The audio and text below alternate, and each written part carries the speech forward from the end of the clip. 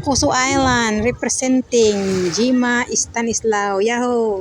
Napakaganda nga ng kulay ng dagat guys, kaya natusan ko siyang mag-model-model dyan. Hindi ko alam na tuwing apak niya, lumulubog pala ang paan niya. Parang nga siyang buhangin guys, pero putik pala. Hindi nga siya nagreklamo, mukhang enjoy na enjoy naman.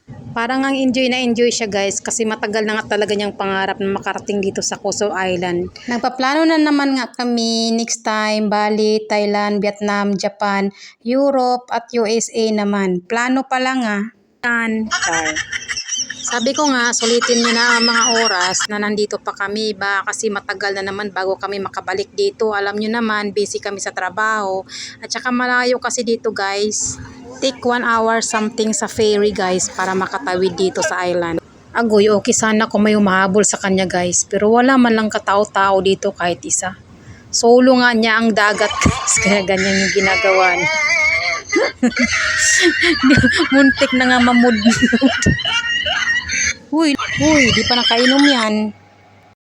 Iba talaga guys no, pag dalaga pa. May format, hogis pa. Di kaya natin na may mga anak niya, dibdib layer, di mo alam ang dibdib na saan na. Ay sorry, baka natamaan ako dyan. Yan si Jima. Kaibigan kong may M. Maganda. Masipag. Matapang. Masungit. At higit sa lahat, mag-ingat ka. Joke lang. Nag-i-edit lang ako.